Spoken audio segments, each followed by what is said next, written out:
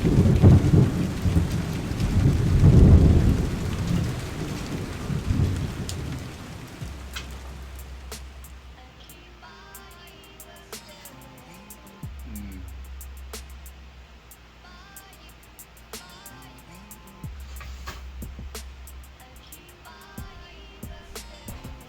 What's going on? What you trying to get done? Mm. I really can't give you a price unless I know exactly where you're getting it and how big you're getting it. Because tattoos have a different price on different parts of the body, such as the foot, the hands, the fingers, the face, the head, and the neck. Those areas can tend to be a little bit more expensive because it is more difficult to get the ink in the skin, and the chances of your tattoo fading in those areas are high, so the likeliness of you returning to get a touch up is also high. With my company, I can't speak for other tattoo shops or studios or independent artists or whatever's out there. Um, you have 1 year, which is 365 days, few hours, couple of minutes and seconds, to get a touch up on your tattoo at no expense from the day you get the tattoo. Whether you choose to get that tattoo touched up within a year is on you. However, if you wait after 365 days, unfortunately, I have to charge you. Some of the things I want you guys to look out for this summer with your tattoos is exposing it to sunlight. Sunlight can extremely fade your tattoo, cook it. Some suntan lotions can make your tattoo fade. The amount of time that you take in between your healing process. Your tattoo will not heal in 1 week. It will not heal in 10 days. It will not be completely healed in 2 weeks. However, there are some things that you can do after 2 weeks prior to getting your tattoo that is okay. Such things are exposing it to sunlight for a longer period of time than it would within the first 2 weeks. I would wait about a month before going to a pool, or maybe 20 days before going to a pool, because chlorine can absolutely make your tattoo disappear. I've had clients come to me, get a complete color piece on their back shoulder, go to the pool the next day, not following my directions, come back to me like 3 days later and it looked like I'd never even tattooed them. So just make sure that you don't go to the pool, you don't submerge it underwater for a long period of time, you don't wash it with a loofah, you don't wash it with soap that has a dye in it or a fragrance in it. You want to use an antibacterial soap, and you want to keep your tattoo moist, but you don't want to over medicate it. You don't want to put too much A&D.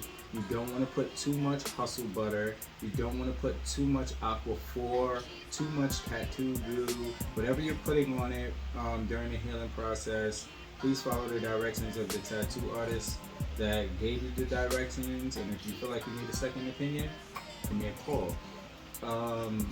But don't put too much on, because those ointments are actually made to protect your skin and your body from things that are not supposed to be in it. So tattoo ink is not supposed to be in your body, so yes, it will be fighting the tattoo ink from staying in your body. So the more you put it on, like thick wise, the lighter your tattoo can be. Some people are like, yeah, my tattoo's a little faded, it looks a little green. Sometimes it could be the artist, but sometimes it could be the amount of A&D or aquaphor or hustle butter or whatever it is that you're putting on your tattoo that can actually do that also. No tight clothes around it. Keeping it away from anything that is unsterile. If you get a tattoo that is extraordinarily big or larger than a medium tattoo or a regular size tattoo, which is usually around 4 to 6 inches in diameter, you want to change your bedding as much as you can. Um, you know, if you're unable to cover your tattoo, which a tattoo does need air to heal at least after 3 days. A lot of people are putting their sandy derm patches on for longer than 3 days. Take it off after 3 days. That's the longest amount of time that you're supposed to keep that thing on you. Your tattoo and your skin needs air to start the healing process.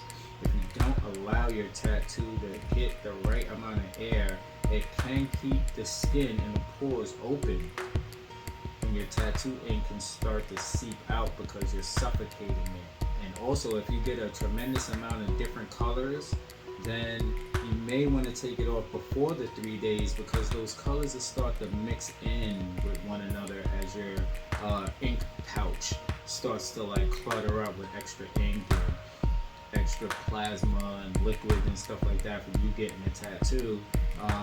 You can actually have dark colors and light colors, and your whites and your bright yellows and pinks, or your pastel colors will be saturated with the black from the outline, or the dark purple, or the dark blue. You know what I mean? Whatever dark colors you don't want mixing with your light colors. So the best thing to do is to do your best and make sure that after 3 days you take that patch off and you clean your tattoo with antibacterial soap. You take a piece of Bounty paper towels, preferably, and you just place the Bounty paper towels on the tattoo. You don't dab it. You just place it on top of the tattoo after you rinse off the tattoo for about a good 30 seconds. Let the paper towel naturally absorb the water from your skin, and then you take it off and then you put your ointment, and then you just don't let it touch anything that's unsanitary. You have a tattoo on your foot. If you have pets, keep your pets away from your tattoo. Don't walk around kicking up dust, and pay attention to like how you're cleaning. You got tattoos on your hands, pay attention to how many times you wash your hands. Pay attention to how many times you put your hands in your pocket, which hand you grab your doorknob with, which hand you grab your steering wheel with, or the door. You know what I mean? You just gotta pay attention to your tattoos, okay? Because it's not always the artist. For real. That's today's word. If I said anything that's wrong, it's on me. Please forgive me. I'm very emotional about my career. So, yeah, if I said anything wrong, that's on me. Do your own research also. And if you feel like I said anything wrong, then just hit me in the comment section. I take constructive criticism very well, unless it's